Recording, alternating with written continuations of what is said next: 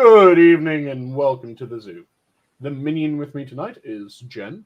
Hello. And of course, I'm the keeper for the night, Sanguine. If anyone sees this and decides, hey, I want to be on, and you're as a streamable on our Discord, do be so kind as to hit me up on Discord and I'll toss you a link. So, how are you doing today? I'm doing fairly well.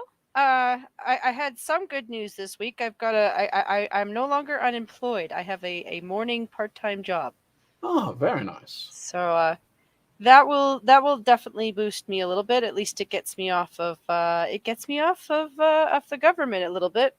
Mm-hmm. I'll have to look into that to see what I can do. Just because like they're not really giving me that many hours, but I need to have something on my resume. Otherwise, I'm looking more unemployable as I go. So I was like, you know what? Even if all I get out of this is an extra $100 a month out of it, for the price of my that label on my resume, I need that. So Mm-hmm.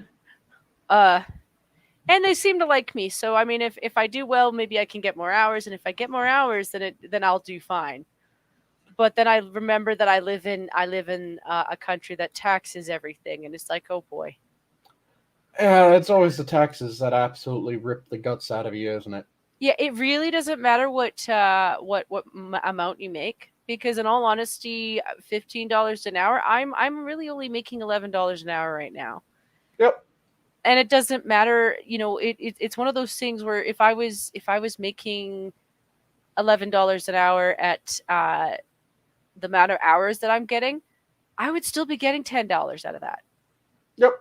It's one of the things that pisses me off about when we're talking how much money people should be making and how much people should be paying to the government.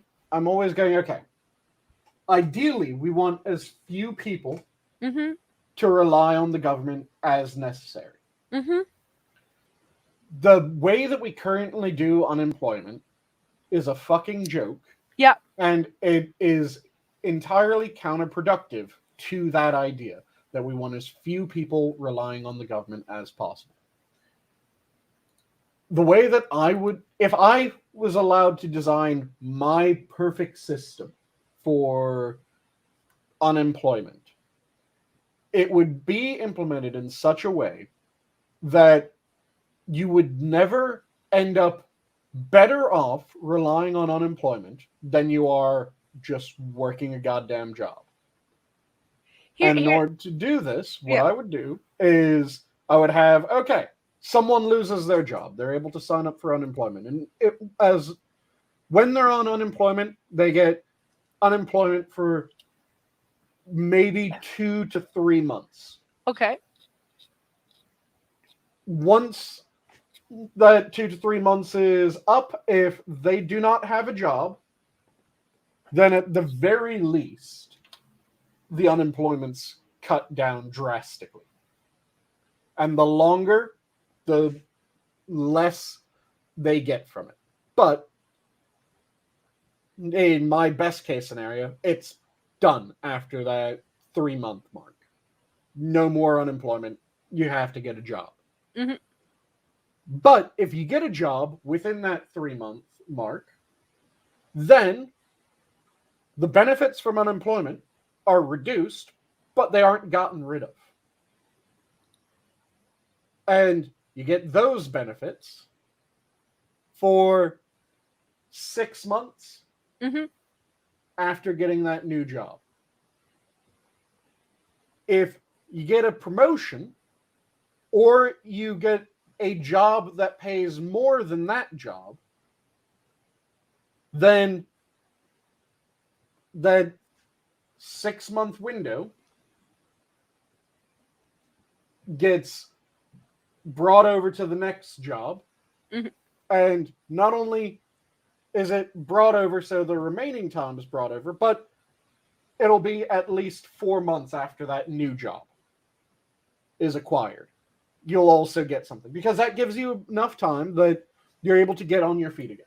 If you had to move,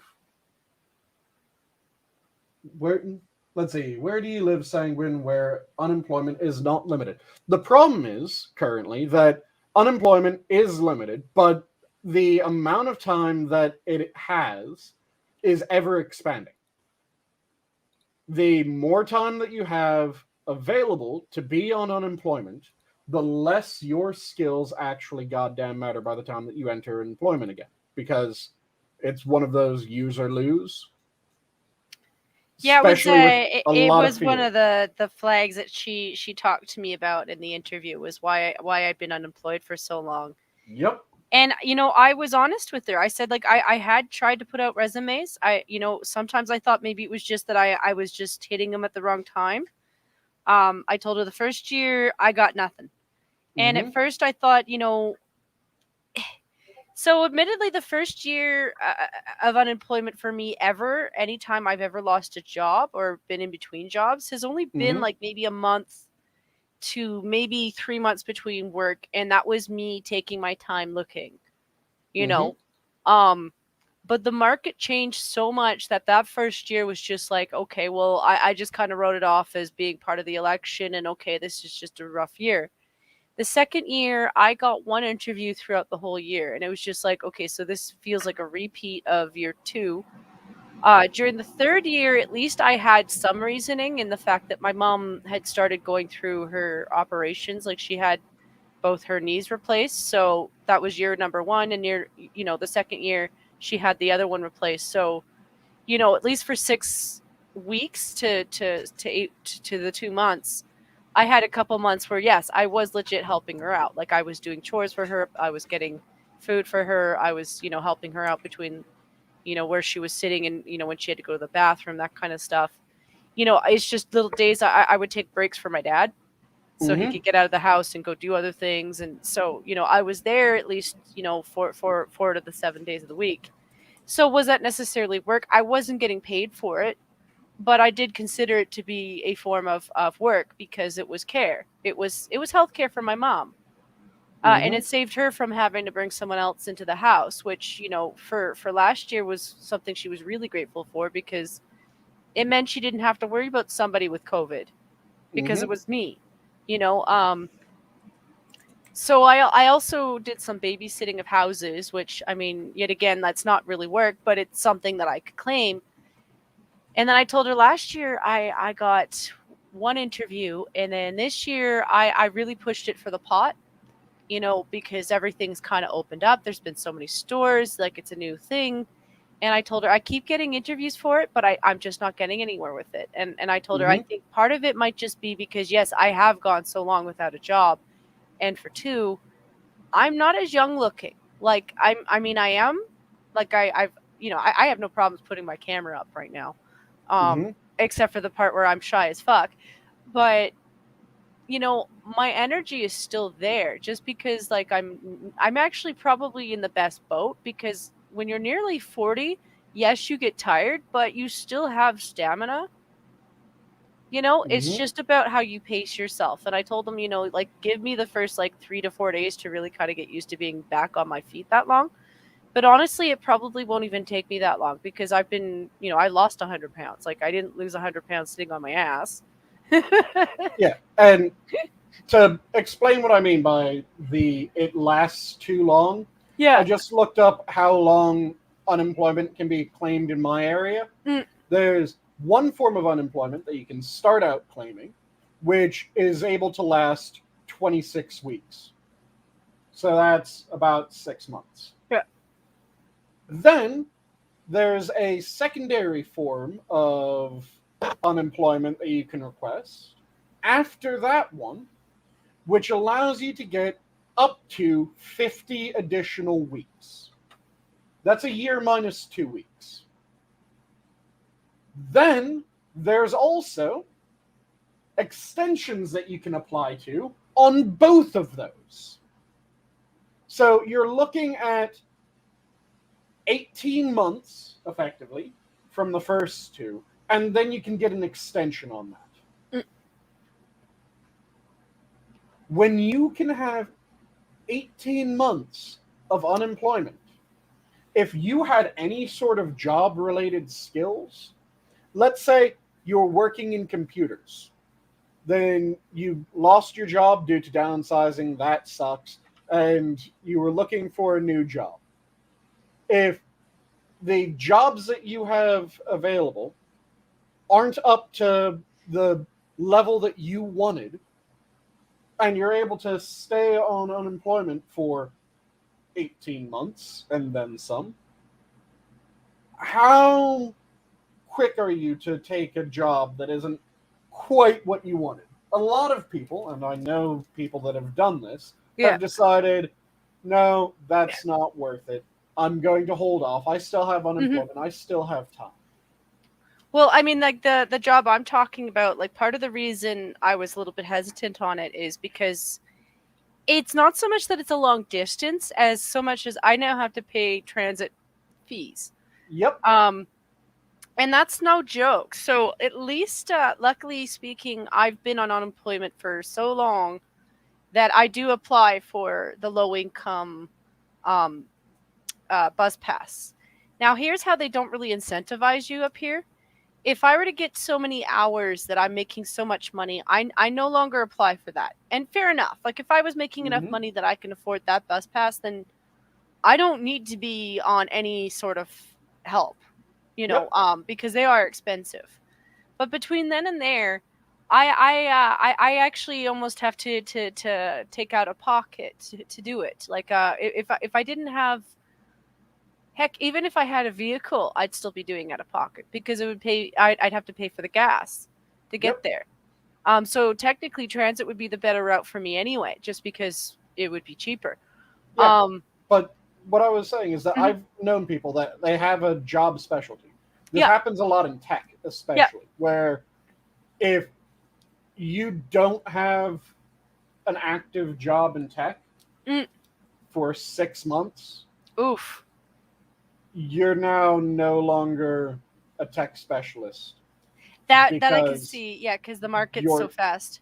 Yeah, your skills have entirely aged out. So I've known people that have had a job, they lost it, their fault, nobody's fault, doesn't matter. They've lost the job, gone on unemployment, and then turned down job offers because it didn't meet the requirements that they wanted, since a lot of unemployment is, I think, 3/4 of the job that you had. And it didn't pay enough for them to view, well, yeah, I'll do that job instead of just claiming 3/4 pay from my previous job. So they just let it pass, holding out for, I'll find another job, I'll find a better job. And then they completely have their skill set expire on them to the point where they aren't qualified for any job within their field. And they let it pass because they were going, I have plenty of time. Yeah. And also because in a number of these situations, the job that they had as an offer would have ended up paying them less than what they were getting on unemployment. And who's going to take a pay cut? Especially, who's going to take a pay cut when they're currently being paid for not having to do anything? Versus having a pay cut where you then have to do things? Damn near no one's going to take that. Which is the reason why we have the labor shortage, or one of the reasons, not the only reason, but one of the reasons that we have the labor shortage in the United States that we currently do, because not only were people being given the 3/4 pay from their previous job, but the federal government decided, you know what, everyone on unemployment's going to get $600 on top of that. Yeah, but what I was mentioning is something that applies to what you're saying too, because a lot of things that are actually holding people back from working is actually just getting to the job. Yep. And that's actually an easier, cheaper fix than you'd think. Like, I know maybe it's bus routes, or maybe it's finding ways to get people to work, but like, if people had that help, they would be more inclined to do that kind of work. Like for me, it's one of those things where I'm kind of grateful for the fact that I'm still going to skate through for the time that I work at this place with the low income pass, because I'm not sure what it is right now. I think it's like at least $110, if not more, for a pass. And I'm maybe going to get almost probably just short of $900. Once the taxes are done. And that's serious part-time work. Like that's assuming I get the hours that I'm hoping for. Yeah. And yeah. like I said, if I had my ideal setup for unemployment, it would be set up such that when you're on unemployment, you're getting enough to get by. Yeah. But you get enough to get by for a fairly limited number of months. So, like I said, 2 to 3 months, just tossing those numbers out. Potentially a little bit more, potentially a little bit less. But 2 to 3 months seems decent on the first view of it. Then, that amount of money will be enough that you get by, but not as much as you would get having a job. Then, when you get a job, where you're already getting more than you were getting before, because that's how it was set up to begin with, you're still given a little bit extra just until you get your feet underneath you. Like I said, that 3 to 6 months after you get a job, you're still given a bit of extra money. That way, if you have to figure out a commute, or you're going, okay, I have to figure out a commute for right now, but ideally what I want to have happen is I want to be able to just move from this location to this location. It gives you enough money that you're able to figure that out. And then if within that window of time where you're still getting that extra little bit of money, you get a higher paying job, a promotion, anything like that, anything that allows you to take a step up, then you are getting paid more now than you were getting paid before, and than you were getting paid when you're on unemployment. But there'd still be a little bit of a handout for a bit, just again to make sure that you get everything underneath you, make sure that you have your legs there, so that when that gets withdrawn, you're in a better place than you were when you're unemployed. And also, you're in a position where now you're going, okay, if I went on unemployment again, I would be getting paid substantially less than I am right now. So I don't want to be in that situation. See, another thing that might help too would be low-income incentives, like to keep people working at the very least. Like even if say you have a low-income family, both family adults are working, and they're just struggling to make ends meet. I would rather that they get a little bit of help, knowing that they're both working, they're still putting into the system. Like they're not as big of a drain to me as somebody who isn't at least trying to get a job. Because there are times where there are people who probably could get a low income job at least. And that's kind of where I was going with that few months of wiggle room. Because I don't want to have it where anyone's able to just get money into the future at some far-flung time. Because I want as few people relying on the government as possible. But if, in order to get that situation, you need to help people out for a period of time at the very beginning, I don't really have a problem with that. Because in the end, it ends with the better situation, and it's something that is known going into it. There's a lot of areas in the US right now where there are the habitually unemployed. Yeah. And what they'll do is they'll get fired, they'll go on unemployment. Yeah. They'll be on unemployment until they're about to be forced off unemployment. which again, in my area, it can be about a year and a half for all of that. For the first round of unemployment and the second round of unemployment, it can be about a year and a half on unemployment. Then they'll get a job. They'll work just long enough to qualify for unemployment again. And then they'll force their employer's hand to fire them. They won't quit, because if you quit, then you don't get unemployment. Mm-hmm.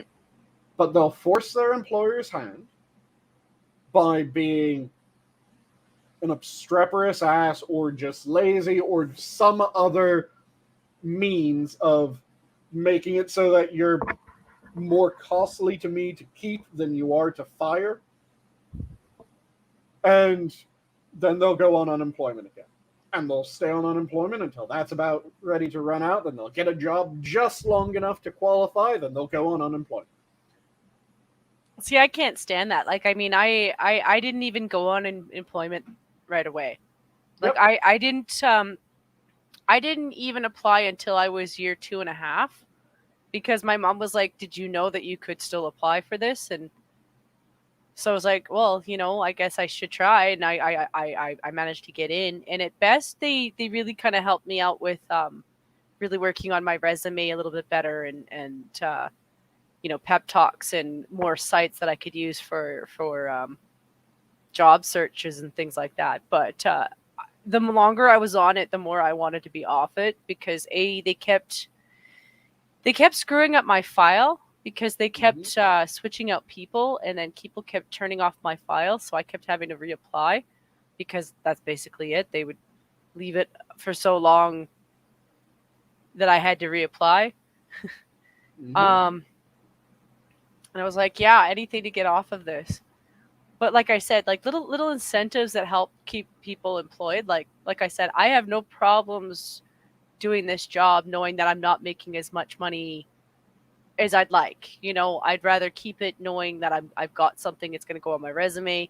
That's the important thing. And I don't doubt that if I do well with this place, they'll keep me, and I'll probably get more hours. Like I could see that being something of a thing, because they've got a lot of older people as staff. And yeah, I'm not old, but I'm not young. And So, well, Gulf City, Johnny Blaze just mentioned one of the things that's really pissing me off about this all right now, because like I said, part of the issue with why the unemployment rate is what it is currently is the fucked system that we put in place during the pandemic. I understand that people thought that they were doing something good. It ended up blowing up in their face. That happens. When something blows up in your face, you have to reevaluate. But the other part that's causing a massive workforce shortage is, yes, the goddamn vaccine mandates, which are horseshit. And it's not just the employees either, though. It's the places. It's the workplaces. Like, a lot of those places really don't want to do it. I was talking to Sam L, and you know, he's from France, and you know, he's dealing with that. Like, they want to take him to court because he hasn't enforced it. You know, but they're in the middle of nowhere, and there hasn't been anyone in his office in like 6 days. You know, like, they're so infrequent with the people who come in and out. It's one of those things where, like, even if you follow all the restrictions, even if you do everything else, they're still making up reasons for hoops. And that's why I stand by people who are like anti-mandates. Yeah. And yeah, so I mean, if you have to do it for that reason, I get you. I've already had my shot, so, like, honestly, my mom made me print out that passport, because, like, as long as I've got paperwork, you know, and I'm going to be working at a drugstore. So, I mean, for them, I kind of understand wanting that kind of thing. But see, the worst example of this is a problem of their own making is with hospital staffing. Because do you know why there's so many hospitals that are desperate to have nurses and doctors now? Because they had a mandate. That's not the only reason. That's just the most recent part of it. So the pandemic started. Mm-hmm. Then the lockdowns started to happen. Part of the lockdowns was most of these facilities, some of them it was forced on them, a lot of them it was entirely optional that they did this. They completely closed down elective surgeries and non vital surgeries, non vital treatments. This went to an absurd degree to the point where there were people that were scheduled for heart stents that they were now considered non-necessary surgeries. Yeah. How the fuck is a stent a non-necessary surgery? That's complete horseshit. But that is something that was happening. So hospitals, which tend to have a fairly narrow profit margin to begin with, now have a large portion of their hospital that they aren't able to use because they don't have the patients coming in to use those sections. So, what do you do in order to stay in the black? Well, you have to either sack or furlough a shit ton of your employees. Mm-hmm. So you sack and furlough a shit ton of your employees. Then things start opening back up. And you start opening back up those sections of the hospital that you closed down at the height of the pandemic. But problem is, shit, you got rid of the staffing, didn't you? Yep. Fuck. So you start trying to bring staffing back in. But some of those staff have found new jobs. Some of them have moved elsewhere. Some of them have just gone to start their own shit. So now you're trying to hire people that you already sacked, and you're having trouble hiring people. Then, not only that, and also you aren't smart enough to scale your opening to match with your restaffing, so you just open shit back up even though you only have enough staff to man a quarter of your facility. You're now trying to man the entire facility, which means that the staffing that you have to man the quarter is now stretched extremely thin and being overworked, which runs people down. They start leaving just because of burnout. Then also you have the federal government come in and declare, hey, you know what? Federal mandate. So now you have a certain portion of your staff. In some areas, it's been up to a third of your staff that are now being told, hey, you've been around, you've been working through us throughout the pandemic. We were calling you heroes the entire time. Get the fuck out. And no, you aren't going to get unemployment benefits because fuck you. So they screwed themselves in the beginning by closing down large chunks of the hospital and then restaffing. And by that, I mean furloughing and firing until they're at a point where they could actually maintain that level of staffing for the portion of the hospital that was actually operational. Then they started having burnout because attrition rate from overwork is a son of a bitch, and everyone already knows this, but people keep on forgetting it. Then you come in and you compound the problem by saying, yeah, we're going to fire a bunch of people. And they're going, we don't know why we're having a staffing problem. Could it be the very obvious pattern that you've already set up? It's also the fact that they're willing to fire the ones who've probably already had it. You know, like when even by their own science, like a lot of people I've talked to who were medical people are like, if you've had it, it is as close as you can get to getting the vaccine as you're going to get, if not better, if not technically better. So like, why would you fire those people? Yep. You know, and the ones who didn't get it, you know, if you're checking them all the time, chances are good they did get it, but they're probably asymptomatic. So I don't know how that goes with them. Hmm? Symptomatic. Symptomatic? Yeah, Yes. like I'm not sure how that goes. Like I don't know how that goes. You know, I don't know that you need to force them to have it if they're not spreading it though. Mm-hmm. Like as long as they're not spreading it, like. And honestly, I felt like so I don't know how I would set things up in a real plague because I'm not a leader. But I always kind of thought like wouldn't you section off one hospital for that? Like just Mm-hmm. transfer everybody out of that hospital and just be like, okay, this is the hospital where we deal with people with this. And if that hospital gets too full, then okay, then you move to another hospital, and then you do the same thing. You move the people out of it so it's not being spread everywhere. You know, like that. That's kind of how I would have gone.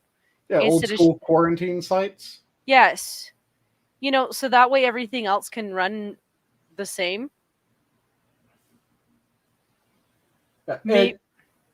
it's just infuriating because, like I said, it's shit that is of their own making. When those are your solutions, you don't get to then go, how was I supposed to know that this would happen? Because it's the logical fucking result of this decisions that you have made. It's kind of like holding a knife point down at your foot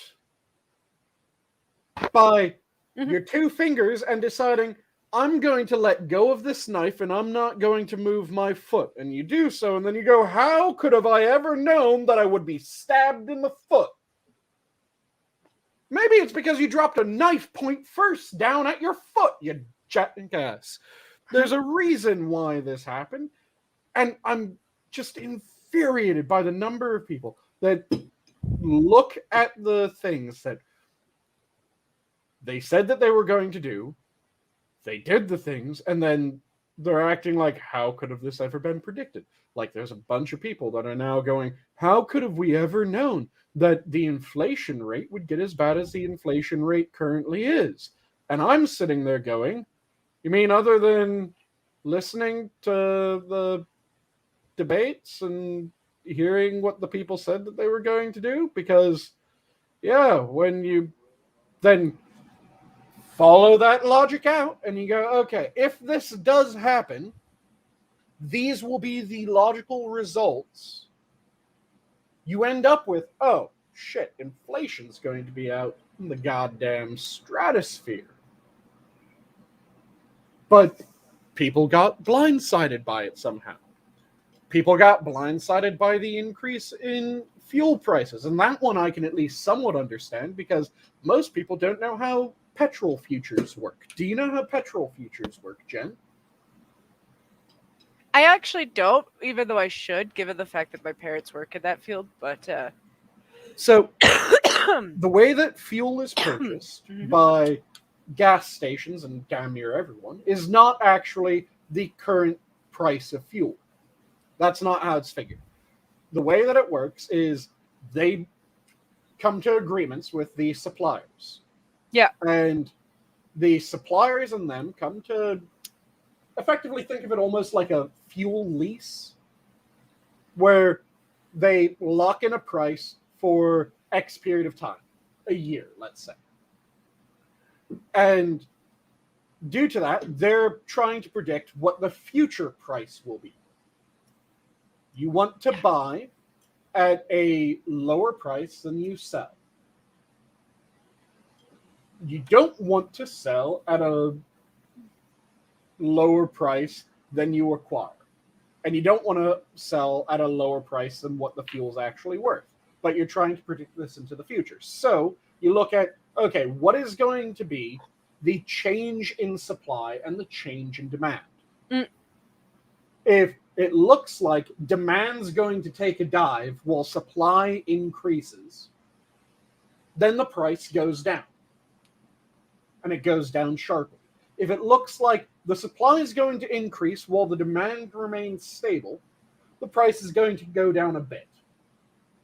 If you look at it and the supply is going to decrease, then... Oh, and thank you for saying that in back chat. I will quickly send out that link to him. One moment. Look. So Yeah, if no worries.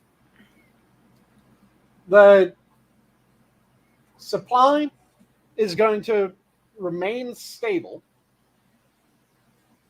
and demand is going to increase, then price is going to go up. If the supply dips and demand stays the same, it's going to go up. And if demand increases and supply decreases, it's going to go up. This is how that's figured. So they look at, okay, what are the planned policies and what effect will they have? So if, for instance, you have a person that says, if I'm elected, I'm going to decrease the amount of drilling, I'm going to decrease the amount of fracking, I'm going to decrease the number of pipelines and the size of pipelines that we're going to fund. And I'm not only going to decrease onshore drilling, but offshore drilling. Everyone immediately goes, oh, supply is going to remain the same, demand is going to increase, or supply is going to decrease and demand is going to increase or stay the same. Because these green people have forgotten that we don't really have the technology to replace everything yet. So everything that you want, yeah, good job. Yep. So price starts to increase, and people are acting like, how the hell would have we ever been able to predict that price would increase? If you knew how this shit worked, you would be able to look at it and go, okay, so this person's policy is that they're going to decrease the supply of oil. That person's policy is that they aren't. The person saying that they're going to decrease the supply of oil is going to cause a higher price for oil. I'd also like to remind them that, like, I know it hasn't probably hit this point yet, but a lot of the things that we buy from China, yeah, it's made with oil. And I know you kind of wonder where they get that oil from, but petrochems. Yeah. And do you know where that's from? Just disappeared again. Yeah, poor Adam. Yeah, that's Canadian, isn't it? Yeah, a lot of China gets their petrochems from Canada, and then they process them more into the products that they want, and they want to sell us. Yeah, I was actually gonna go with this like crazy theory of mine about my prime minister and why he really likes China, and why he really doesn't want us to sell oil overseas or like actually like go through our ocean ways to do it, or why he really doesn't want us to sell our oil to you guys. And I'm like, that makes sense, because if we sold more oil to you guys, you'd actually be able to make more of your own shit, because, you know, oil. Not to say that you don't have your own oil, it's just...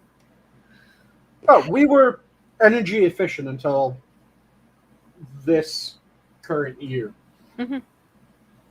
Or rather, yeah, it was about the start of this current year that we were no longer energy self-sufficient. Hello, Adam. Hi, Adam. Currently muted. There we go. Hey, can you hear me? Yep, we can hear you. Okay. Yeah, no, I thought my, because I cleaned out my laptop recently, or today at work, and I figured everything would be, you know, set up by showtime, but yeah, no, it's still updating. But yeah, at least you know, at least a nice little fresh start on the laptop. So I'm running through my phone, so I'm just hoping that the audio comes through. I was having issues. I couldn't hear anything from my Bluetooth headset, so I had to switch to a physical headset. So yeah. Right. So what you guys talking about? How you guys doing? Doing fairly well, and we were just talking about how it annoys the hell out of me when people act surprised over things that should have been fucking obvious. That if... Like what? Well, I've used the current hospital staffing shortage as an example of this. People are acting surprised that, why do we have a hospital staffing issue when they sacked and furloughed a shit ton of hospital employees, and they caused a bunch of others to get burnout. And then they decided, hey, we're going to have a vaccine mandate, so they then fired a third of the remaining staff. And yeah, when you get rid of like 3/4 of your staff, go down to a quarter, then cause that quarter to work like it's the full staffing, and then you get rid of a third of that quarter of what you should have, yeah, you're kind of fucked over. Yep. Yeah, it's other things up here too. Little similarities, like I just got a job, and you'd think I'd be all super happy, and I am, because like I do need the job, but making $15 an hour, I'm not going to see $15 an hour. They're going to tax the shit out of that. Mm-hmm. It's going to be more like 11, 10 maybe if I'm lucky. No, yeah, we're seeing that down here too. Yeah, I just got paid today, and I'm looking at my check, and I'm like, holy fuck. Yeah. Yep. And it's even worse because not only are taxes eating away at how much you get, but then when you actually look at how much you have now versus how much you had before the massive inflation, it will hurt you. It will hurt you on a deep emotional level. And when you then look at the price increase of various things, the worst price increase that I've seen in my area, I'm not sure how much food has increased where you guys live, but yeah, it's been bad. Scallops use for 8 or the 10 to 20 per pound scallops. So the mid-sized scallops, it used to be about $18. Care to guess how expensive they are right now? That was $18 for a pound of scallops. How much do you think they run now? 25. Yeah, I was going to say like 20%. Oh, 22? shit. Yeah. They are $42. Yeah, for something that was 18 to 20, it's now $42. It's more than a 200%. Jeez. Yeah. Well, what I want to know is why do they keep saying that there's like a trucker shortage? But every day when I go to and from work, I'm constantly seeing all these truckers driving on the highway. The only thing that I've noticed is usually, they have logos and shit. Like, you know a UPS truck. Yep. Like you'd see a Jewel Osco truck, and it would have like, images and stuff, some other stuff, and even like the cab would have their own independent like cab logo on it, like Northwestern Truckers or some shit. And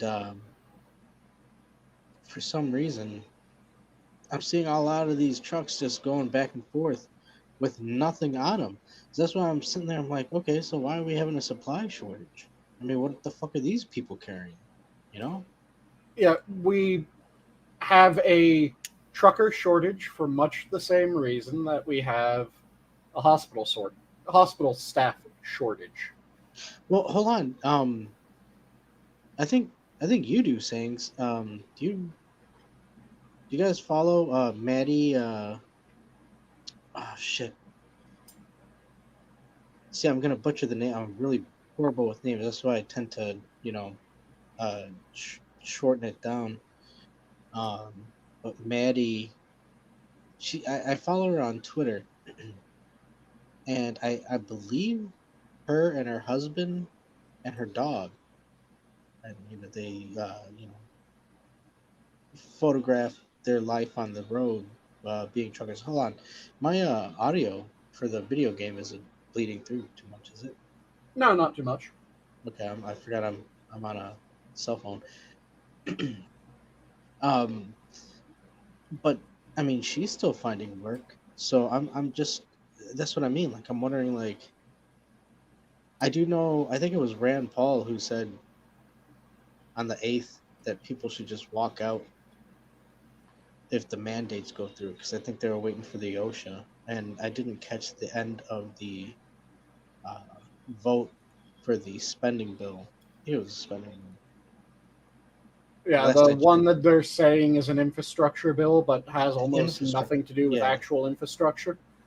yeah. Last I saw it, I think it was like 67 nay, and I I couldn't hope remember that's the case. I didn't catch what the vote ended up as, but well, I was and again, I like since I'm working on just the phone, I can't really check anything. Um, the it's still prepping to install updates, 32%. Thank you. ah, but yeah, Thank you. the Hey, by the way, as a quick side note, if any of you folks, even in you fine folks in the chat that I can't see right now, but I'm sure that I would hope that there's a Terry in there because he's a cool guy.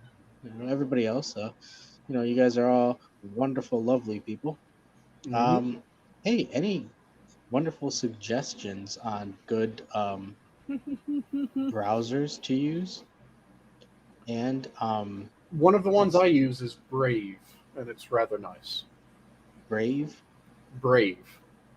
Okay, I'll check that out. And email service. I need to get myself off of the alphabet company stuff. Fair enough. I can definitely understand why. Yeah. But yeah, the problem with a lot of the shipping that we're having right now is it's somewhat regional, where you have some areas, and it's not even just straight regional, it's even more broken up than that. So you have some dockyards, starting with the dockyards, that they have longshoremen shortages. You guys familiar with what longshoremen are? No. Longshoremen are the people that move the crates from the ship to the dock. So they unload ships, they Yeah. move that shit to storage, they reload ships, all that good shit. That's what a longshoreman does. Okay. Then we have other docks that are in the category where they have a shortage of truckers, and I'm trying to remember the proper term for them. Teamsters. They have shortage of truckers and teamsters. Those are fairly self-explanatory. People that load shit onto trucks, move it elsewhere. Then you have other ones where they have enough truckers and they have enough longshoremen, but for some reason, and this has been coming to light in certain areas, they aren't bringing as many ships as they could into their harbors to be unloaded. So they have a bunch of trucks waiting for goods. They have a bunch of teamsters waiting, or not teamsters, longshoremen waiting for ships. There's ships out in the harbor, but they aren't being given the green light to dock.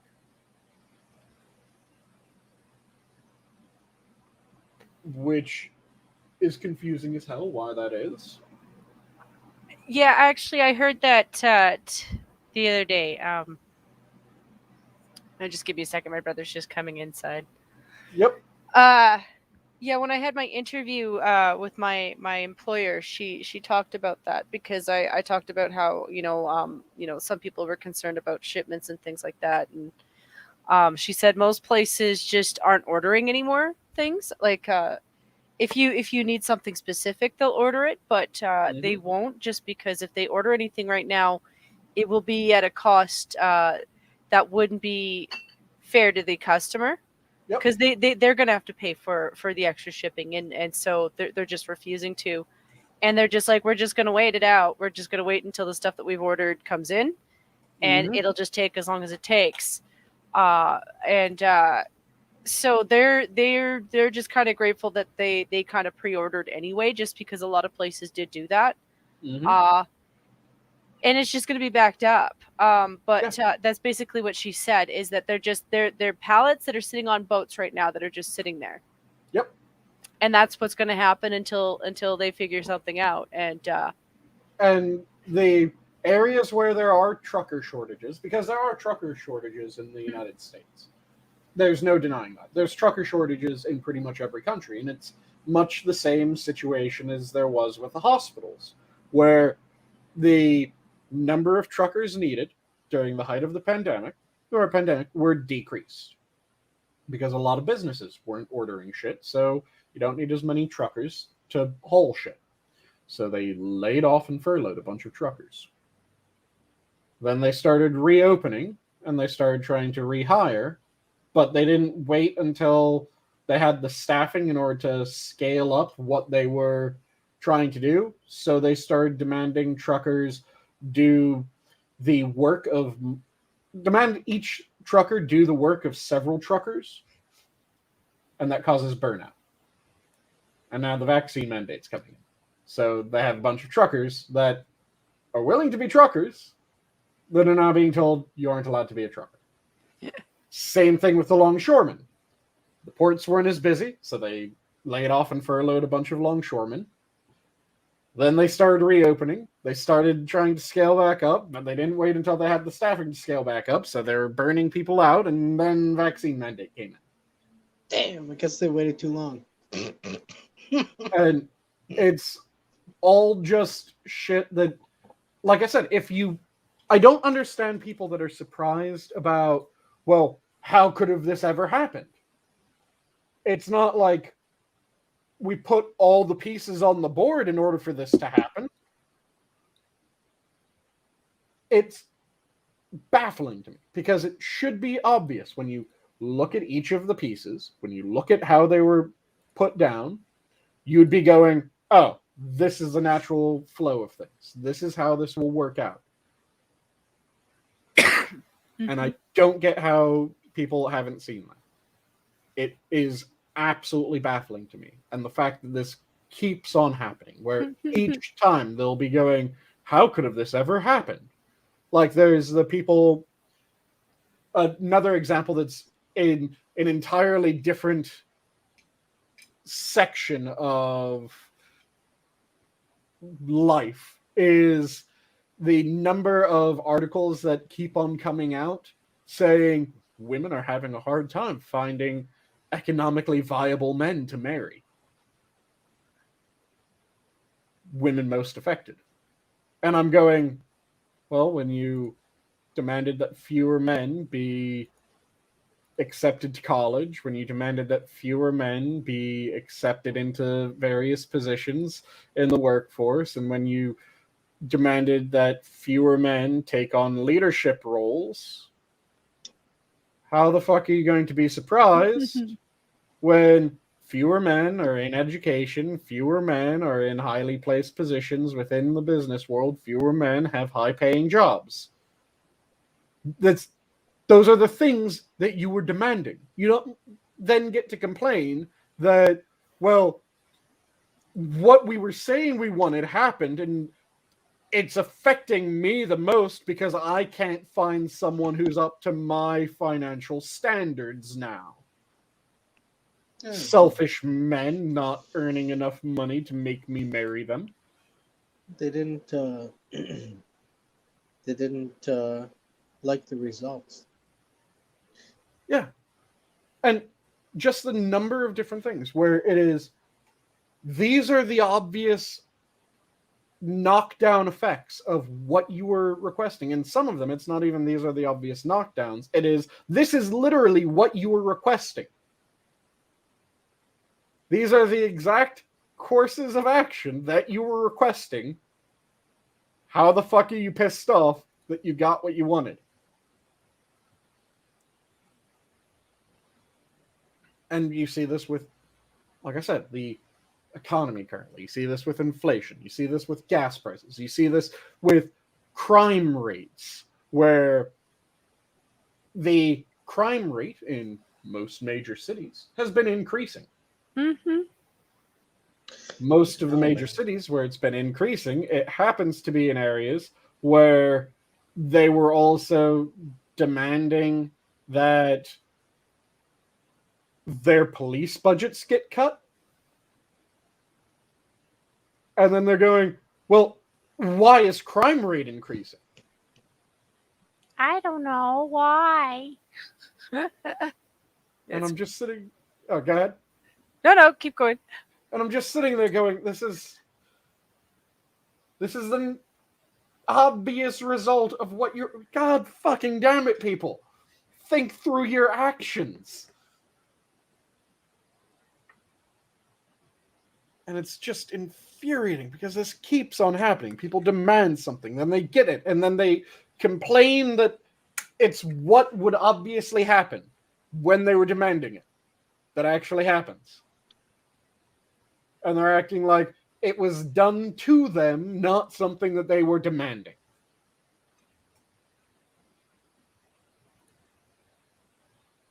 You know,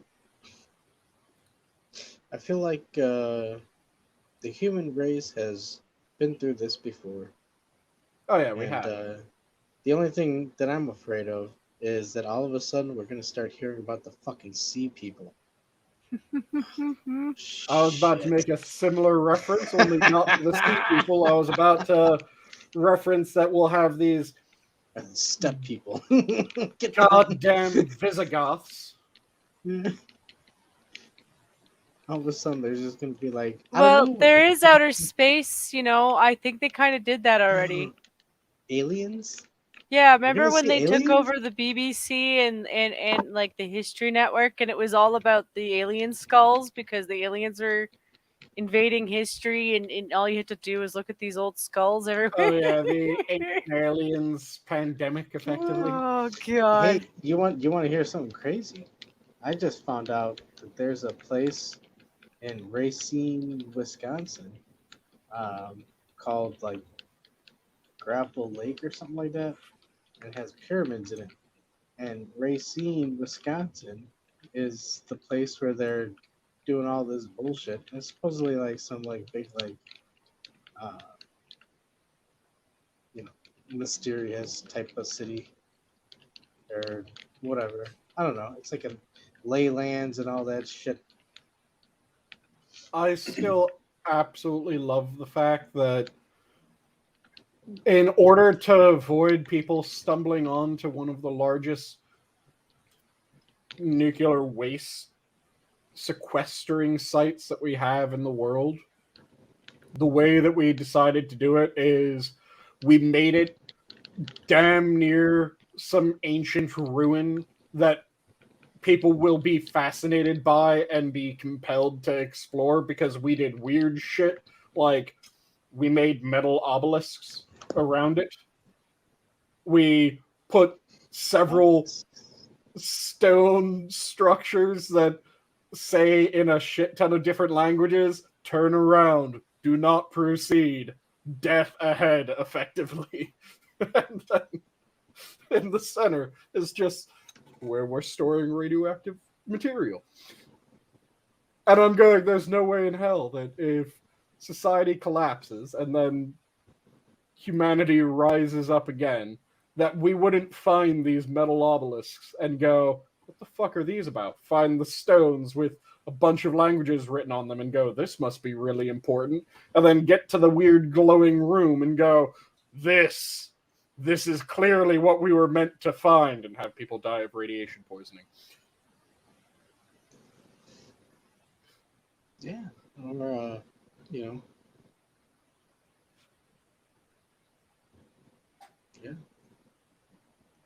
Maybe it did happen. I don't know. Some crazy shit. And this is some good ass weed. I wish I could see chat. I really don't like that. I can't even like see. Are there people in chat? It's actually kind of a lonely night. Yeah, chat's been although for a little bit right now. Although don't necessarily trust that because YouTube's been kind of weird with the views.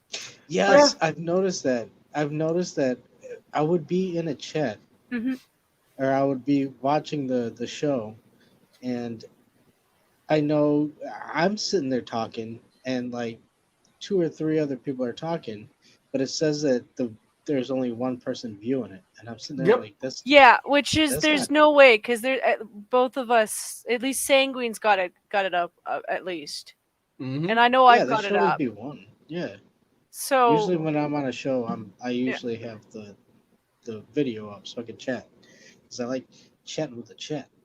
Yeah, Now, I'm not and saying people aren't flittering between us and Monkey because I'm used to that. yep, but yeah, it's been happening all over Yeah. YouTube where it'll Yeah. say that a channel has one viewer, and you're going, okay, so am I hallucinating the 15 other people bullshitting with me in chat? Or it'll say that a stream has 20 viewers or 100 viewers, and you're going, okay, why is chat not moving at all then? Yeah. You generally have to do a little refresh, but I mean, even still, sometimes the refresh doesn't do anything. So I think on their end, they're doing something. Yeah, I don't know why they would be hiding views from us. Like, we're peanuts. Yeah. YouTube, we are peanuts. Nobody, Yeah. I mean, We're nobody chocolate outside of covered our peanuts. circle really listens to us. I am not going to be Pigpen. I'm willing to be Snoopy. I will not be Pigpen. Hey, can I do the one? Can I be the one that does that cool dance? That's Charlie Brown. Oh, that's is it Is that Pigpen? Linus that does the dance? I think yeah, it might be Linus. Does he have the towel or the blanket? I'm trying to remember. Linus I that does just like that dance. Yeah, Lightus has the blanket. Yeah. Lightus is because his sister is Lucy. Yeah, it's Linus that does the dance. I just pulled it up to make sure that I was thinking the right person. Hi, Sarah. Hey, Sora, Dude, how goes? Oh, Sora's there? Yep, Sora's in chat. But yeah, there was one thing, because I knew that I would get into some doom and gloom early on in the show. But I Wait, mentioned what was the doom and gloom? just how people keep on taking actions and then being surprised by their obvious outcomes. Yeah. That's fairly doom and gloom to me, because if people aren't able to associate what they're doing with what the outcome of what they're doing is, then the chance that people will realize, oh, this is a bad idea, this just doesn't work, is nil. Because they'll keep on going, no, that wasn't the result of the thing that it was obviously a result of. There's no way that could happen due to that. When, when you drop a knife, point first at your foot, and then you get stabbed in the foot, it's because you dropped a knife, blade first, while it was pointed at your foot. It's the obvious response of that shit happening. No, the obvious response is you didn't react fast enough to fucking slide your foot back and spread your toes, and then all of a sudden aliens attack, and then well, yeah, that's probably the best response. See, that's the part that I didn't account for, the aliens attacking suddenly. It's an aliens reference. Sorry, Yes. it's just it's true. Like the next thing that they're going to go after are probably aliens because they technically already have they don't want you to use the word alien because they're assuming that you're talking about illegal immigrants, Yeah, but they got big eyes. right? That's a racial stereotype there. Is it? Or is it an interspecies? That's an interspecies type. What, now illegal aliens aren't humans? I see how it is, Adam. Suddenly know, they man. aren't. If they aren't a citizen of the United States, they're a different species. I see how it is. That's rather xenophobic of you. I'd much rather be worried about whether or not they're from Mars or Venus. But yeah, because I knew that I would get a bit doom and gloom with that, because that's just been really Oh my god. Dude, chewing hold into on. me and just pissing me off. It's been eating me up. I do have one thing that is on the brighter side, and you have something that you wanted to say, Adam? Well, no, I was gonna, I was gonna add a slight comment that, man, it is a handicap not being able to read the room. I can't see what chat's doing, so it's like, fuck, I don't know if what I'm saying is making any sense. It was just Sora recently saying good evening, and then Yeah, I well, hope you are all having a lovely Friday. yeah, well, nobody wants. It's so right. Okay, come on. And I'm having a decent Friday. I had a very good dinner, and I'm currently imbibing a sour ale, which is rather lovely. I'm about to finish it off, in fact.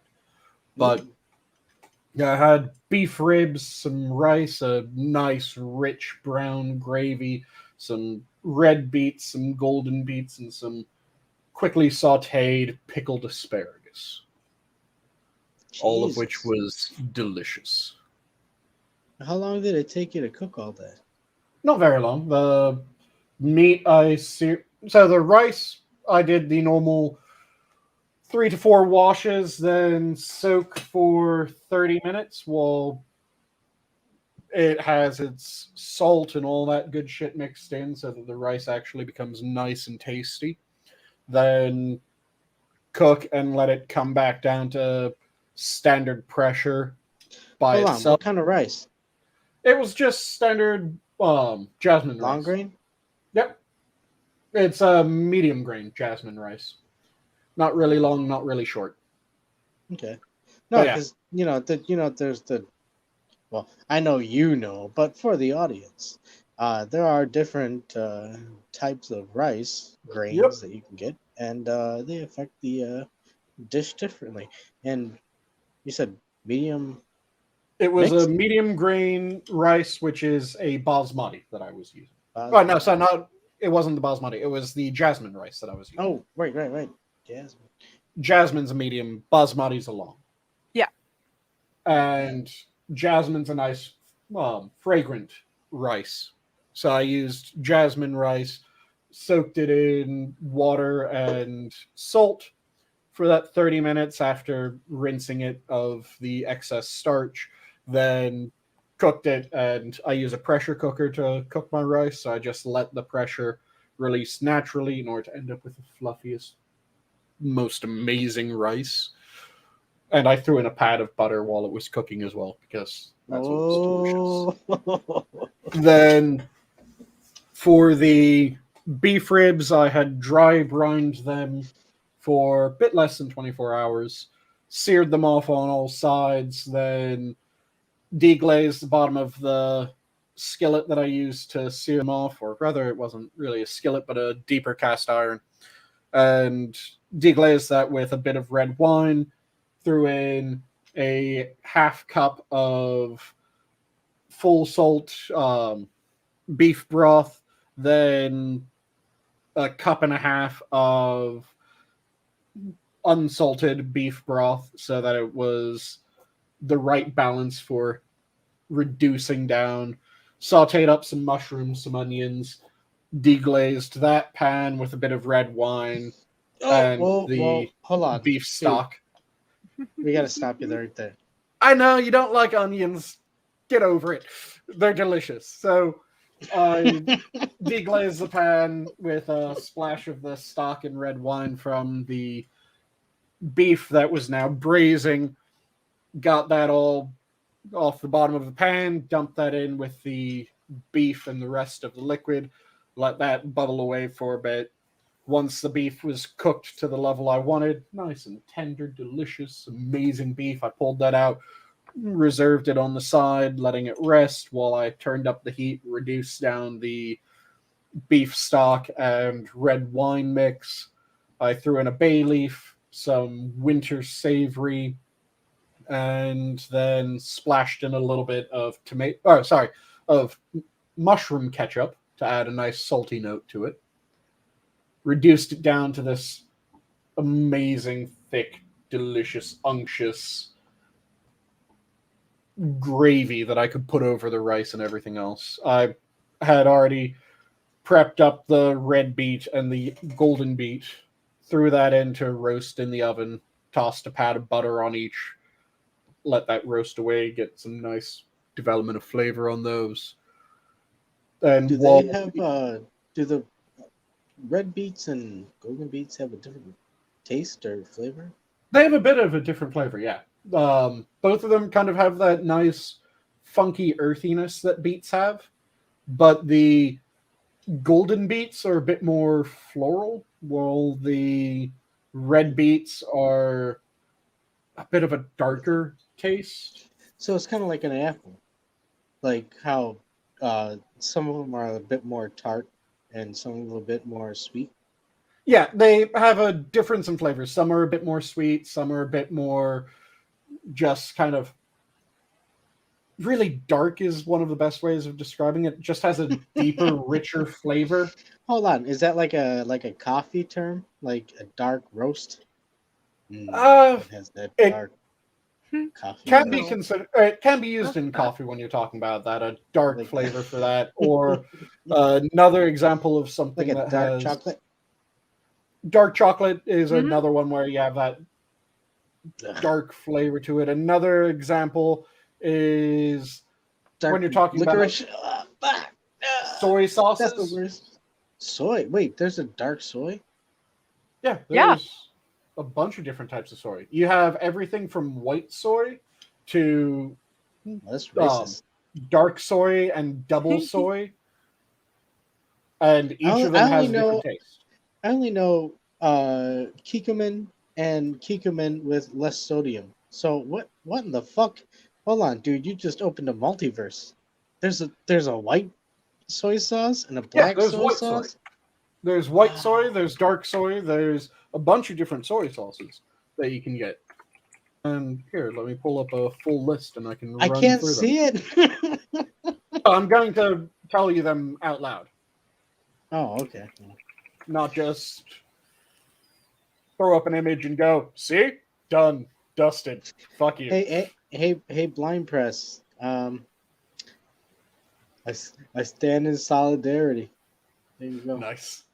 But yeah, Yeah, you have but she still owes me a match in Mortal Kombat, so I'm still holding her up to it. so there's Pinocchio.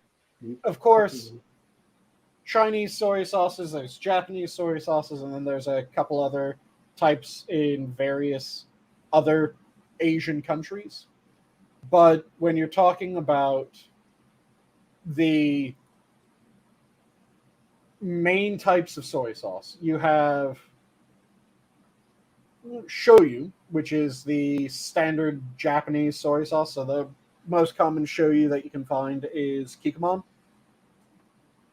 And with that, it's Sorry. a nice salty note. It's brewed, has a decent balance to the flavor. Then you have here. Let me found this list before. Let me find it properly. Because each of the types of soy sauce has a difference between how it's brewed and the grains that are used in brewing it. So to start off, at the lightest end of the spectrum, you have white soy sauce.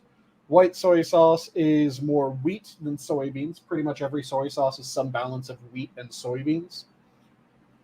And it is more wheat than soy. It's still brewed, but it isn't aged. It's a young soy sauce. It has a very light amber color and is used in dishes where you don't want it to be darkened by standard soy, but still have a decent flavor. It's less salty and not as darkly flavored. Then you have the usukuchi rather, which is the light soy sauce. And that one is equal soybeans to wheat, just like normal. It isn't roasted as deeply, so it ends up lighter. It's a higher salt content in that one. And it just has a lighter, fresher flavor because it isn't as roasted, it isn't brewed for as long, and then it is saltier because it needs more salt in order to preserve.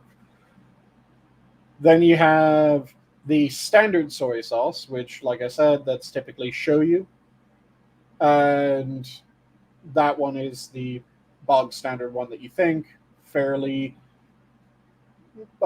like even brown color throughout. Not really, really dark, not really, really light, just kind of that standard soy sauce color. It's decent salt level and can be used for pretty much anything. Then you have the double brewed soy sauce, which is the darkest of the standard soy sauces. And the double brewed, it goes through the normal process to make soy sauce, and then just like when you're making a beer or alcohol, when you do the brewing of standard soy sauce, it's the wheat and the soybeans mixed with water. The way they make double brewed is rather than mixing it with water, you mix the wheat and soybeans with soy sauce, and then you brew it again like that. So it ends up a much stronger, deeper, darker flavor that is a lot more mommy and a bit sweeter. That one is really good, but it has certain uses that you would use it for, and others that you'd go, no, that's way too much. And then, of course, you have Tamari, which is kind of its own thing, because it's a soy sauce that's derived just from soybeans. There's almost no to absolutely no wheat in Tamari. So it ends up Tamari. being... What about yesterday? God damn it. Yeah, it ends up being a more umami flavor. Also really good. That's the one that if you're gluten intolerant, then you have to get Tamari rather than standard soy sauce, or you have to go for like liquid aminos, which doesn't really taste like soy sauce. Tamari at least tastes like soy sauce. But yeah, another example of something that I would describe as having a darker flavor, whiskeys. Mm-hmm. So I reduced down the gravy until it had a nice, rich, deep flavor. Then plated up the rice, plated up the golden beets and the red beets, sauteed off my asparagus, plated that up, sliced up the beef, laid that over the rice, made a well in the rice, and then poured on that thick, unctuous, delicious gravy. And that was my dinner for the night, which was fantastic.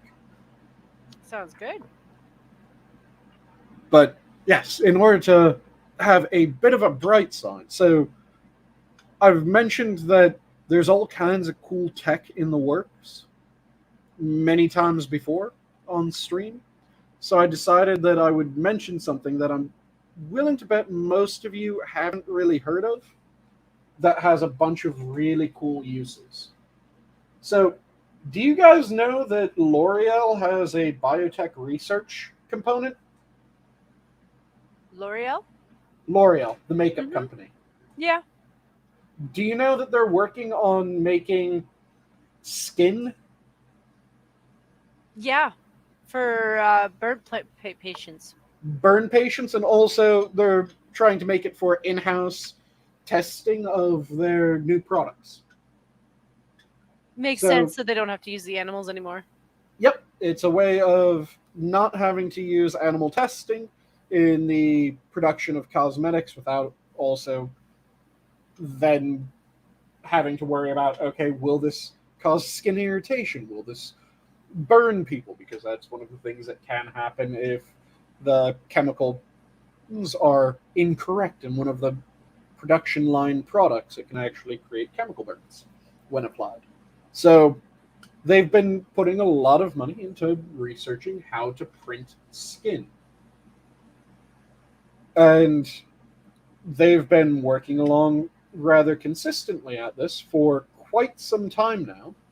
And they fairly recently received an award for one of their attempts at printing skin, because they were able to print skin that had a functional circulation system.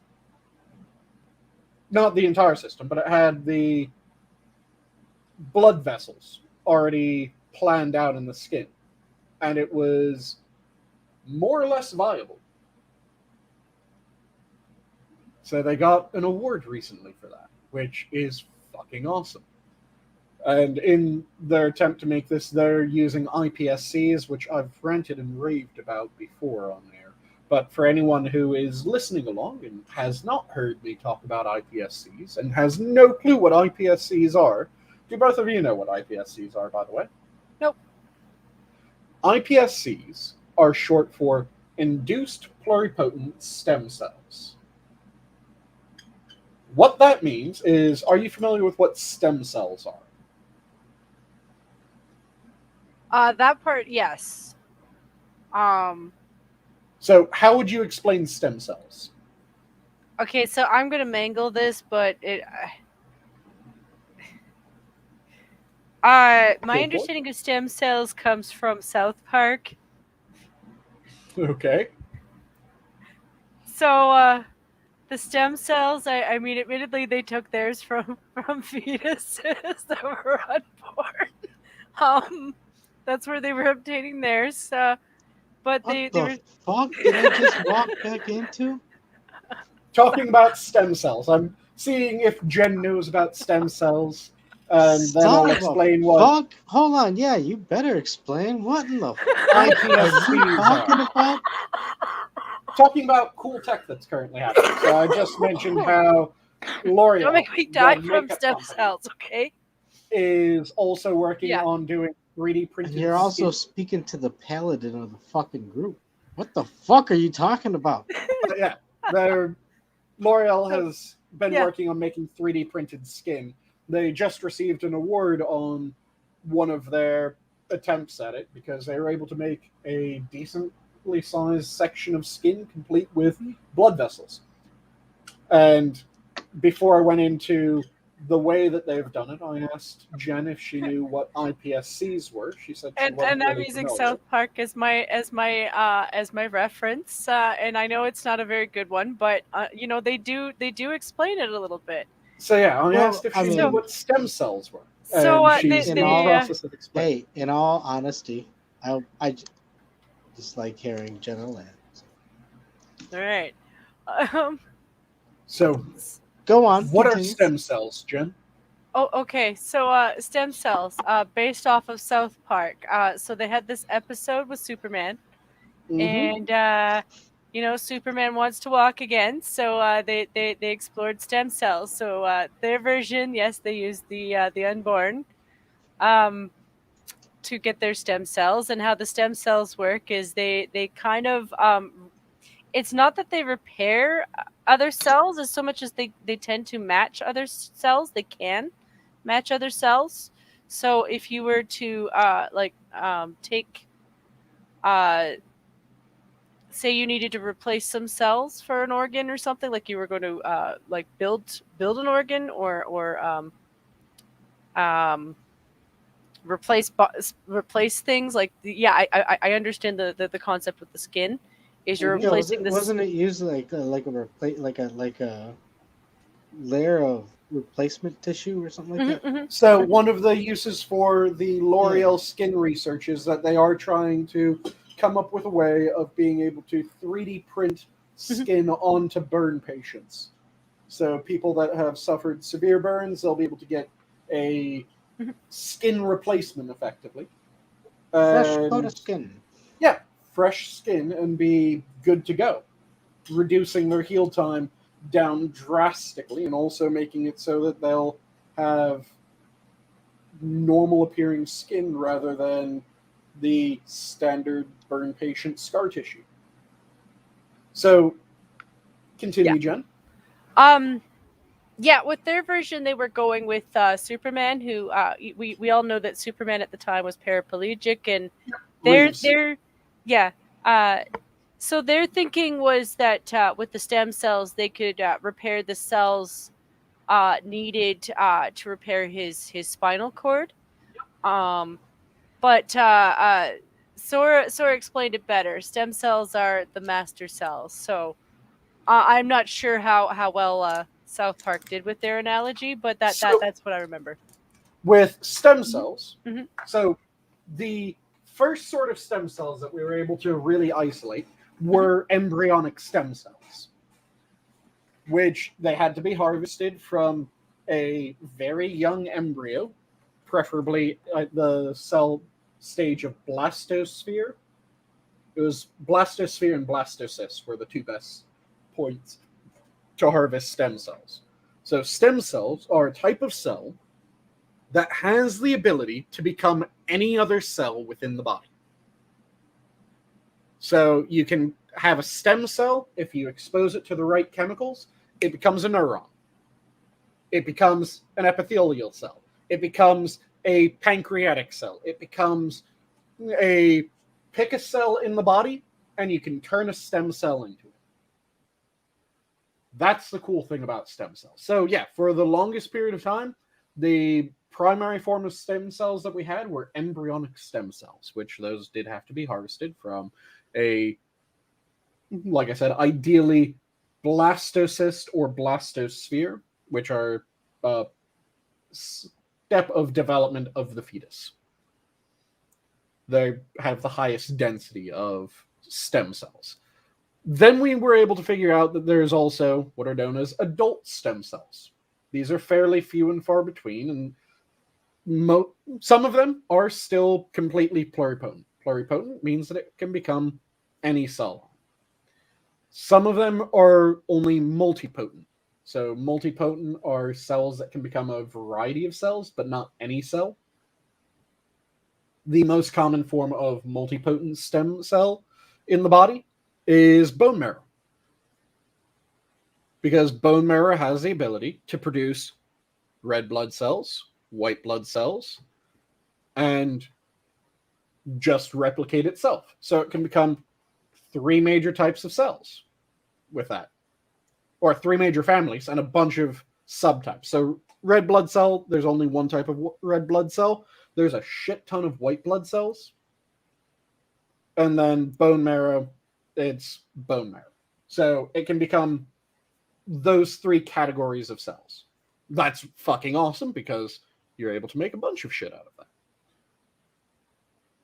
Then, this is something that Bush got a lot of shit for, but it is something that I think if people were being honest and fair, they would look back on it somewhat appreciatively. So, when Bush was elected, he had his ban on embryonic stem cells. Okay, yeah. You guys heard about that, right? Yep. So, the way that was worded was not a ban on all stem cell research. The way it was worded was that no new embryonic stem cell lines could be developed. Meaning that they couldn't make new stem cell lines. They couldn't get new blastospheres to harvest. So, the labs that already had embryonic stem cells, they were still good to go. They could create more embryonic stem cells from the stem cells that they had, because you can cause a stem cell to produce more stem cells. So they were still able to do their research. There are a bunch of labs that did not already have embryonic stem cell lines that wanted to do stem cell research, but because they didn't have the lines, they were going, well, shit, now what do we do? But they came up with a solution, which is to create induced pluripotent stem cells. So, induced, very obvious word. It means that you force something to do something, right? Mm-hmm. So an induced pluripotent stem cell is a cell that you have forced to become a pluripotent stem cell. That makes sense? Yep. So the way that this is done, the most common way that this is done, is you harvest a cell. And this can be any type of cell except for a red blood cell. So, for example, let's say we wanted to make a iPSC for Jen.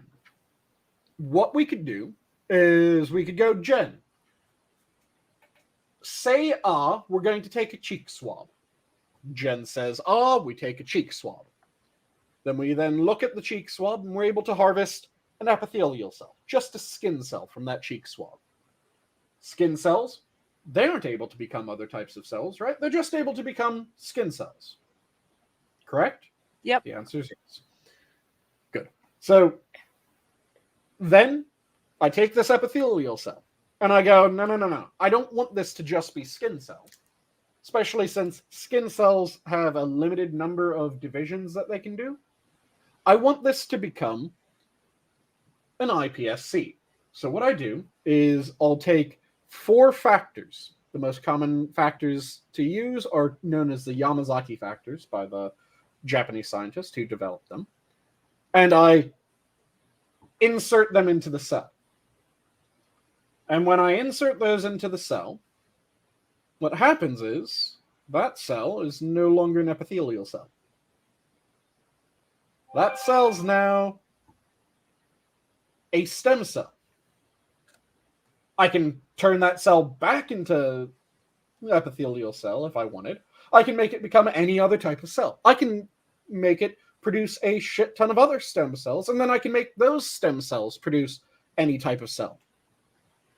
What L'Oreal's doing with their research is they're using iPSCs.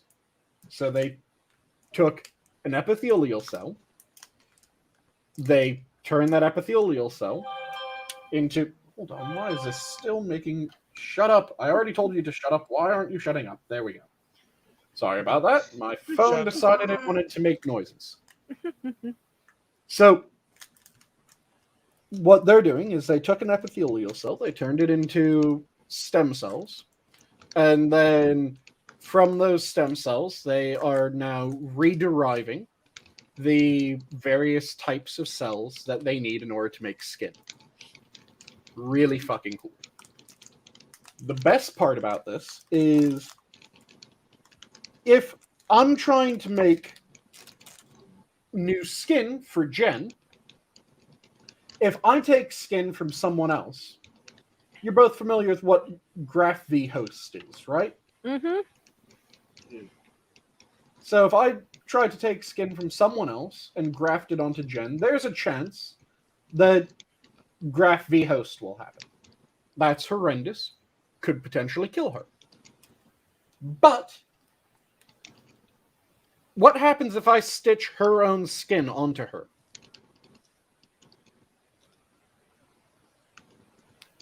My Yeah, understanding is that your chances are a little bit of that happening or less. Not just a little bit. They are massively decreased to the point where it is not quite, but very close to non-existent. Oh. So if you're trying to replace a organ on someone, if you're trying to do a graft for someone, being able to do that with their own tissue is massively preferred over trying to use someone else's. So that's why it doesn't take as often. Yep. That's why you often hear that a transplant failed. More often than not, what that means is that there was graft v host, and the body started to attack the transplanted organ.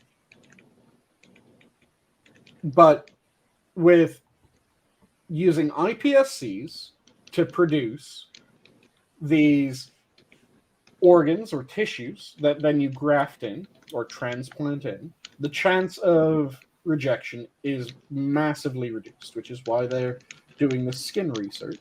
Because not only will they be able to then give people skin that currently don't because they are burn patients, but the other really cool thing that I already mentioned is they'll be able to then test their cosmetics on skin that they don't really have to worry about. Are they hurting someone? Are they hurting an animal? Because the skin is just skin. Mm-hmm. There's no person there to hurt. It's just skin. Well, I imagine it could be used for other things too. Like if you were someone who was born with like a hair lip or something, I could see it leading towards that kind of stuff too. Because I know for a lot of people the disfigurement is it's not so much that it's a disfigurement, but like if it actually affects the way that you eat and stuff. Because I heard that's actually a thing too. Depending on how bad, yes. Yeah, you know, like that kind of stuff would help a lot of people, like a cleft, anything. Yep. And there's a lot of uses for that sort of technology farther into the future. Because not only is it possible to print skin once we get skin down, skin's a really good one to start with because skin's fairly simple as far as organs go. We'll be able to start working on doing the same thing for other organs. The example that I like to use a lot, other than the spine that Jen mentioned from the South Park example. Sorry. Oh, no worries. That's a beautiful example as well. In fact, there's a bit of research that I read back when I was in college where it was a lab trying to regenerate sciatic nerve using stem cells. And they were fairly damn successful at it, which is really fucking awesome. Especially since that was going on about 10 years now. So we're potentially at the point where that sort of tech will be just about to enter or just entering clinicals. That's fucking awesome. If you have spinal damage, if you have nerve damage, reaching a point where we can regenerate nerves will be apps. Hold on one moment. Oh. I just ate something that was a bit crispy and a speck of it hit the back of my throat just wrong and was about to get me to hack. But if you have nerve damage of any sort, reaching the point where we can regenerate nerves will be an absolute game changer.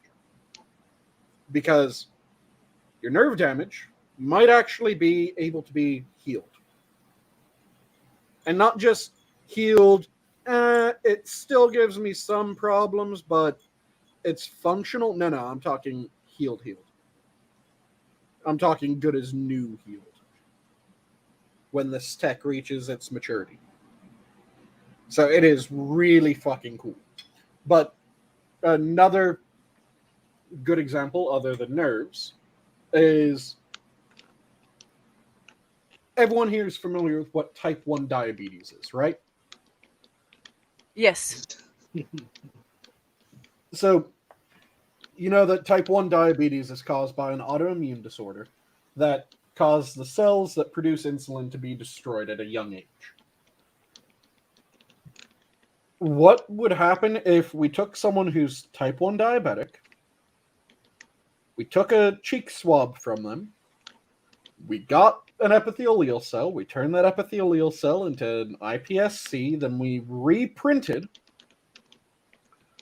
all the structures needed in order to produce insulin, and then implanted them.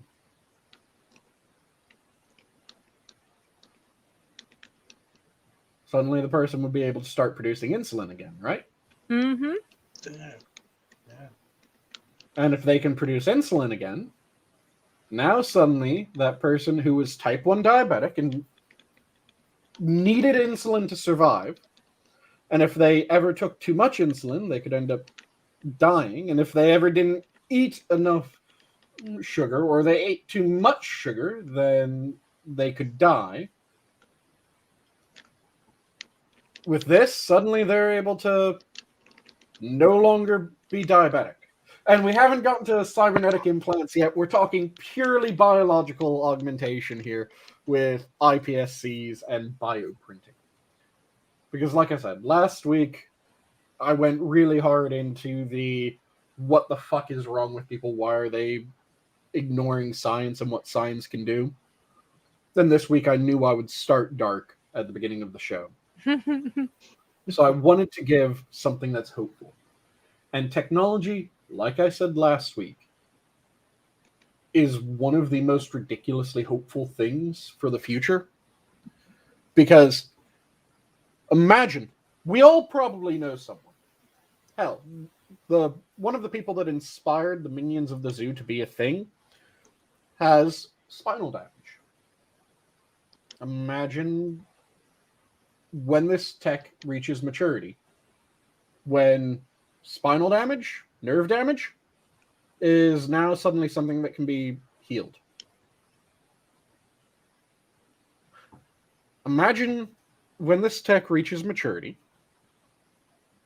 type 1 diabetes is something that people will learn about in medical history books.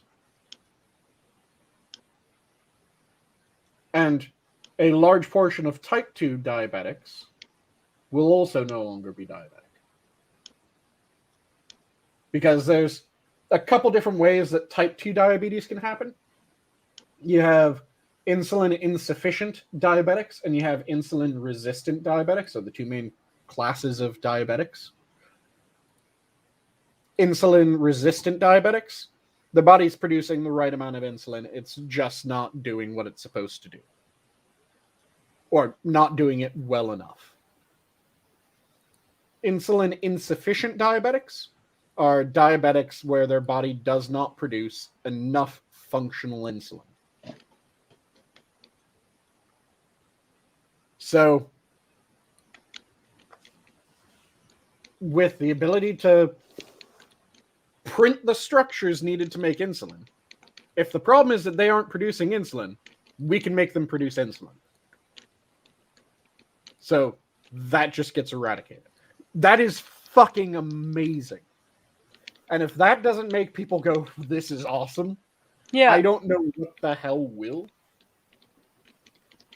Tech is, like I said, one of the most ridiculously hopeful things that you can look at in the world. Medtech does amazing things. Space tech does amazing things.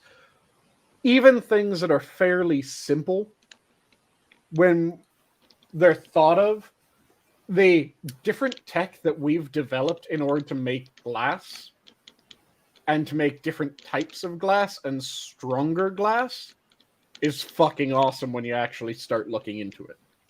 And that's something that most people would just kind of go, huh? But no, it's fucking cool. Actually look into that shit. It's fucking awesome. So, even when things are going sideways, don't just go, well, we're fucked. Because there are things happening. There are solutions being found. There are new methods being developed that will make things brighter in the future than they are now. We just have to make it there. And we just have to make sure that the research that needs to be done is able to be done.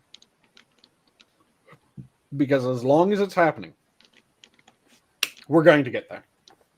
Mm-hmm. It's only if we allow that research to be killed. And we have allowed research to be killed a number of times in the past. And each time it's been to our detriment. Why, that was so inspiring words. I was hoping it would be more hopeful.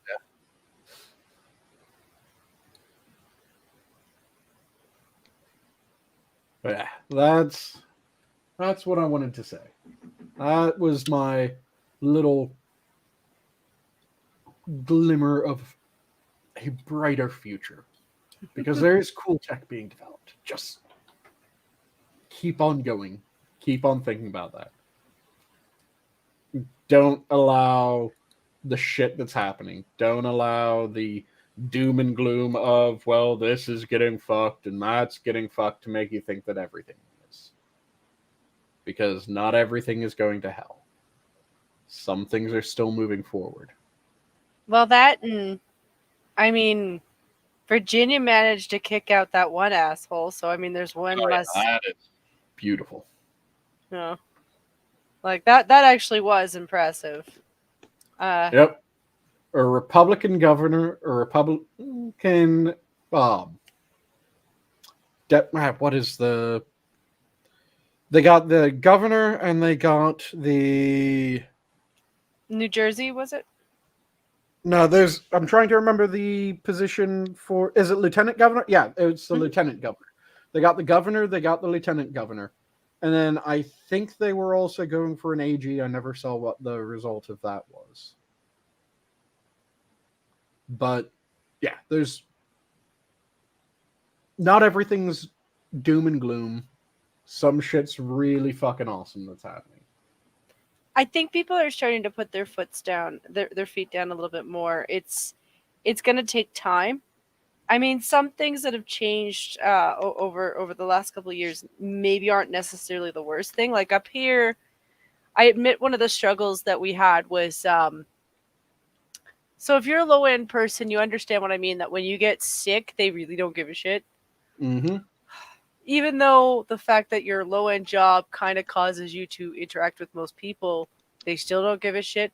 Well, this has caused them to give a shit. So, yeah, they have more systems now where you have to call in or check that you don't have something, or, you know, they're a little bit more, they're better about that kind of stuff because they'll get called on it. Mm-hmm. That I can appreciate because there were times where, as a person who handled food, it's not that I called in sick all the time. It's just that when I was sick, I was sick. You know? Mm-hmm. Bronchitis, pneumonia. I don't want to share that with my customers. You know, because I would come in looking disgusting, feeling disgusting, handling people's food. And yeah, I would wash my hands a million times and put on all the gloves. But, you know, at the same time, they're still like, yeah, I still have to go home and eat this now. Mm-hmm. You know, I never felt good about that kind of thing, just because there's so many ways that you can fuck up in that situation. So that knowing that they're like holding businesses a little bit more accountable to that is a thing. My only thing though is it doesn't change the fact that I live in a system where you have to pay quite a bit of money for that doctor's note. Mm-hmm. And just to make sure that Harry's satisfied, and also to give him some shit. All good-natured shit, of course, but to give him some shit. And there will, as long as the tech is actually moving forward, the research is allowed to happen, there will eventually be the time when you will be able to go into your very own custom genital store and be able to choose your custom genitalia. It'll be able to be augmented as you want. You'll be able to choose the nerve density, the size, the shape, everything like that, and then get it custom fitted to you. Oh boy. Huh. And I'm curious to see if he's still in chat, because when that hits, he's probably going to give me some shit back for that. And if you're playing at home, I believe that is a full drink at that point, right? Those are the rules, right? If the genitalia store comes up, then it's a full drink.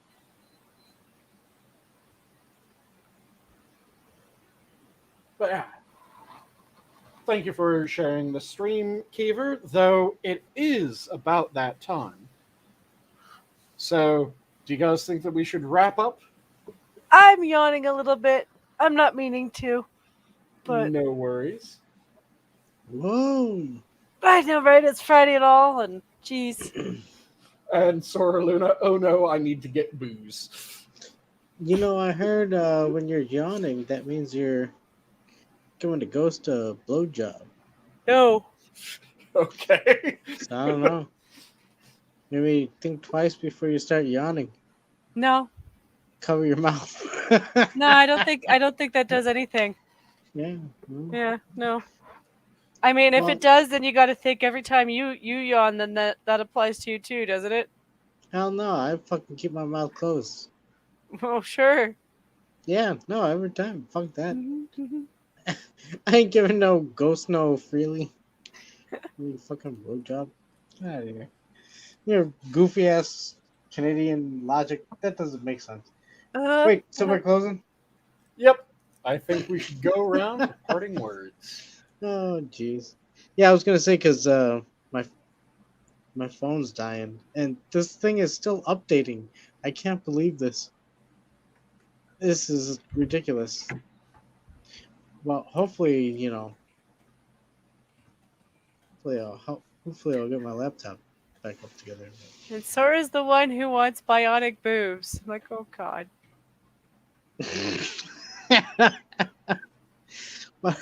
What does she want? Robot boobs? Yeah, I had to ask the important question when I saw that of if she's going to be going for the full set of gamer tits with complete RBG compatibility. The RGB, rather. I'm trying to figure out why my brain went automatically to the Austin Powers fembots. Boots are made for walking. Yeah. Yep. And I'm sitting there like, whoa, Sora, that's nice. And all of a sudden, the fucking nipples pop out and Machine gun titties. yep. And all of a sudden I'm hurting really bad. And I'm like, this is not a nice thing. I do not like these boots.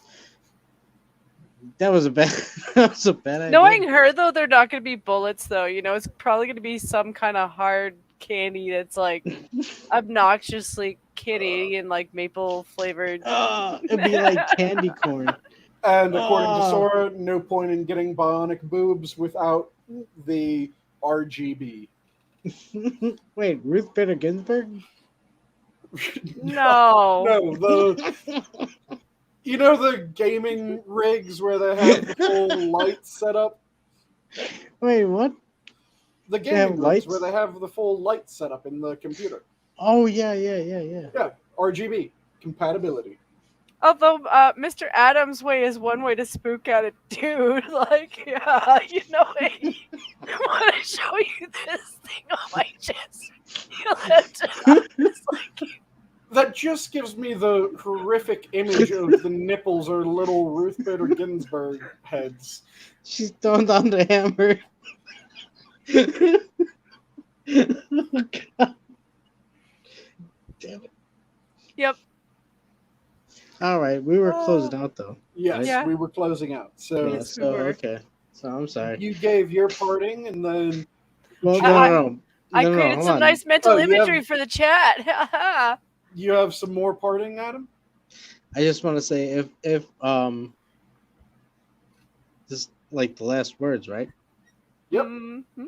Okay. Well, hey, as always, thanks for letting me on. Even last minute, I apologize for the tardiness. No worries. but- It was good having you on. As always, and this goes, I guess I should make it clear for the audience and the panel, all of you.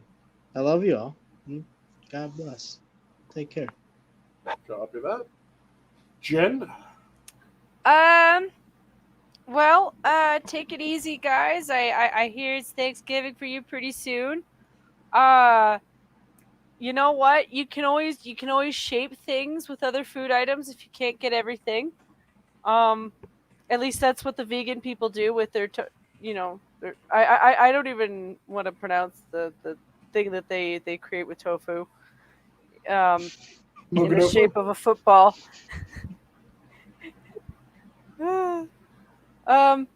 But just remember, don't kill all your relatives when they come to visit you. If they come to visit you, I don't know what your legal laws are right now because everyone's kind of crazy. Yeah. And Harry did respond. Apparently, he is on the motorcycle, so it took him a little bit to respond. But he did respond with a "How dare you" aimed at me.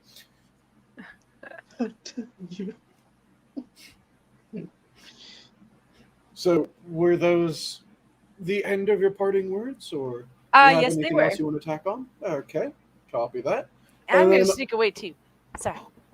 I'll leave off with my standard. If you're passionate about something, make sure that you devour it. Don't let it devour you. And with that, have a good night, all. The zoo is closed. Night. Good night. And she stepped away, so just going to end it.